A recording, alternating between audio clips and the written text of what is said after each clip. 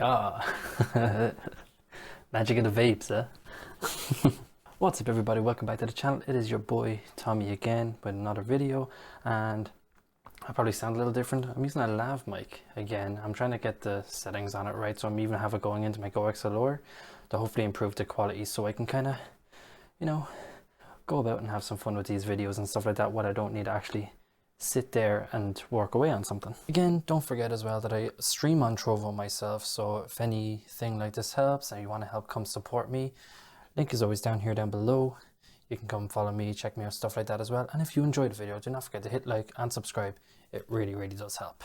Like, it helps like a lot. So today we're going to talk about some of the best OBS practices that you could be doing to improve how your stream looks and how your OBS functions, and how just to kind of get the best out of the software, if that makes sense. And I'm going to be sharing a bit in depth. There's going to be a lot of screen capture and stuff like that, showing you my OBS and how it looks and how it functions and how it does this, that and the other thing. And hopefully I can edit this really well for you guys. It's probably going to be one of my most complicated ones to try and edit. So if you like it, again guys, thumbs up, I really appreciate it. But first, let's listen to past pre-recorded Thomas. Pop. Okay, so first things first, we're going to start talking about nesting scenes and what that really means and why it's really effective. So what I do, for example, is I nest a lot of my scenes. So I have a scene that only has my camera. I have a scene that only has my screen and game capture.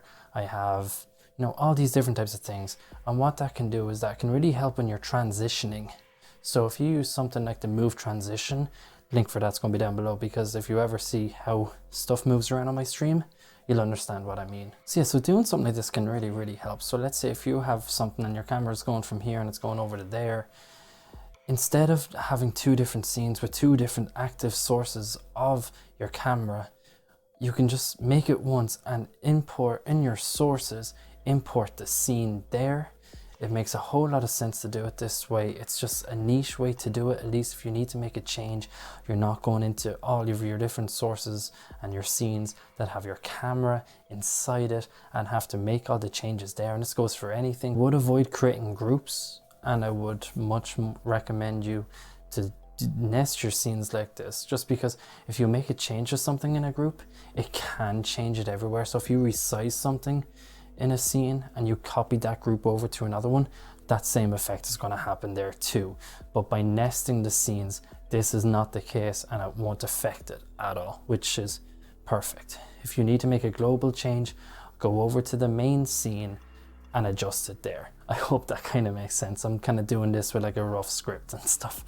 As I said, this is going to be a hard one to do. Always, I see this so often that people don't actually have their stats active on their screen, on their OBS screen, so they can't actually see, are you dropping frames, are you dropping anything, how's your bitrate going, everything like that. So make sure you have this showing anyway. If you need to know how to do this, just go into view, you should see the stats, and then you can just attach that to the side of your OBS just to be able to see how's your bitrate going, are you dropping any frames, are you dropping anything like that. It's Christmas, should I do the rest of the video like this?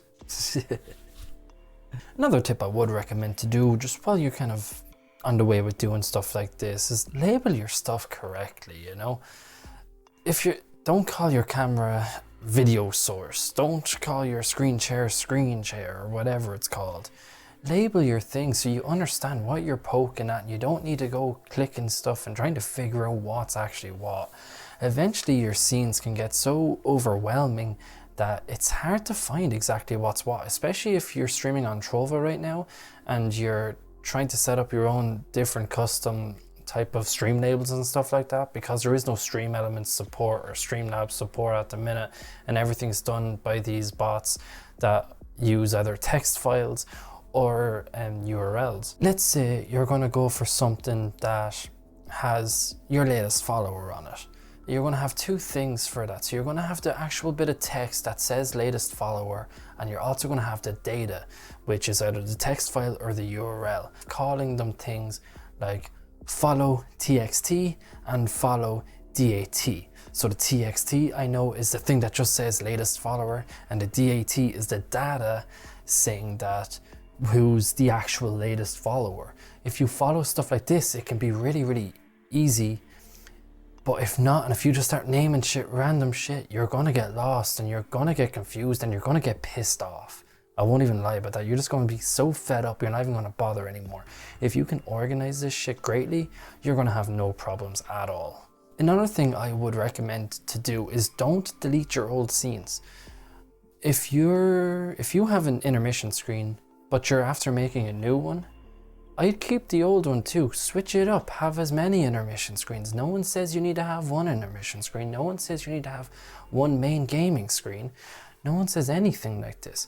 Have fun. Have a lot of shit. Have as much shit as you want. The more scenes isn't going to necessarily say it's going to eat more CPU power. It will technically eat CPU power, but on a minuscule level. Oh Jesus, it'll only affect it to the level if you were running your stream off like a Raspberry Pi. A great way to be able to keep control of all your scenes and everything like that, even your audio, is to use something like I have here, a 40, 50 euro, dollar, pound Amazon Fire. Download the Google Play Store on it, it's very easy to do, and download something called Touch Portal. Touch Portal is a bit complicated, I won't lie, but once you got it set up, it is the greatest thing you could ever have. From this little tablet that I just have sitting on my desk with a little stand, you can set up anything. So like I'll even show you here right now. So we can go from here onto my intermission, onto camera only with some links and shit like that. We have my main here. We have, even on my main, I also have this little button over here at the side to turn off game capture on and off. So if I turn off game capture, it will just go straight to my main screen in case you're playing a game that doesn't support game capture or something like that. Something like this can really, really help you organize and keep control, so you're not trying to click a little button and clicking onto the wrong scene. With this, it's a lot easier. I would always recommend this to somebody, anybody. Of course, as well, you could buy a stream deck if you want to spend 150 euro, dollar, pounds, yen, whatever, for something like that, or for 40, 50 quid, even get the cheapest tablet. Even an old phone that you have laying around, this will work on iOS or Android. You have to pay for Stream Deck to have more things, but if you can get it basic enough, yeah, who cares, you know? There's also a Trovo integration into it as well. You can have buttons to send a message directly to your thing. So let's say if someone asks, hey, what's your Discord, and you don't have a bot or something like that set up, you can just press a button on that and it'll say whatever. There's also the thing to change the game and title, but it's just the one that you have default. I wouldn't recommend it. One thing you see a lot of people doing as well is going really over the top with their overlays, so they can have shit up to here and like just with like your latest follower, your latest subscriber, your latest whatever, and like people don't come to your stream to see who last followed you and who last donated to you. People come to your stream to watch you play games or do whatever you do. If you do set up loads of stuff like this and you're up to the walls in overlays or pictures or anything like that, it can make your stream look really, really messy. And it would be really, really bad practice to get into the habit of this, because at this, again, as I said, we're not coming to watch this. We're coming to watch you. Don't show me all your shit. This shit's fine on your intermission screen, or if you can make it look nice and get it nice and small, but at the same time viewable from a phone. Because you have to remember, not everyone's watching you on a 32-inch screen or a 24-inch or whatever size monitors you got. Some people can be watching you on a 5-inch iPhone. Is that really going to be visible there? Do you really want to take up some of that screen real estate and take away from someone's viewability and enjoyability from your stream just to have your latest follower always up there on your screen? No, I'm sorry, no. It's bad practice. If I come into your stream and you have that, I'm not watching you. Straight up. 3 last little tips I got here just for people who need help with this type of stuff. When you're trying to place, let's say you go onto designpogs.com and you get a webcam border, or if you head anywhere else to get a webcam border, but I would recommend to go to Designpogs, yeah. Not every webcam is the same shape.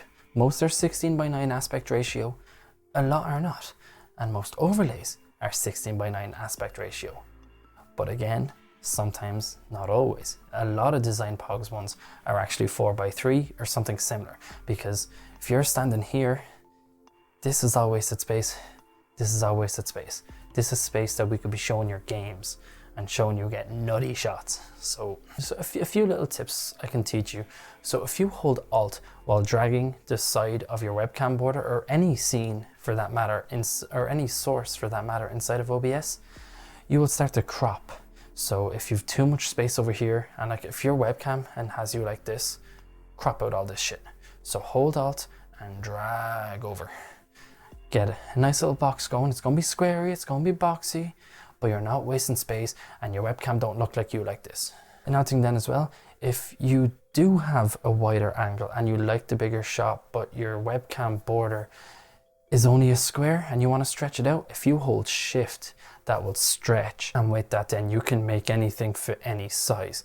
One thing I wouldn't recommend though is do not stretch your webcam. You're going to end up looking like a Smeagol looking motherfucker. Don't ever do it. There's a guy we used to watch on Twitch just for the memes, and he used to do this the whole time, and it was the funniest looking shit in the world. Please don't do this. Everyone's just gonna make fun at you for having a really wide fucking head. Another one I see, it's my very last one, bonus tip. I see a lot of people when they get an overlay from DesignPogs or custom made one from me or whatever, and they put their webcam on top of the picture. These webcam frames and everything like that are saved in the PNG file, which means that they can have transparency. So what you want to do is have your webcam and then on top put the picture. You're going to lose a little bit of the sides with a little bit of cropping, but it looks a lot better and it actually fits and it doesn't look stupid. And at least this way then as well, this really annoys the shit out of me when there's a teeny little gap separating the camera from the webcam and you can see a little bit of the game. It's so unnecessary.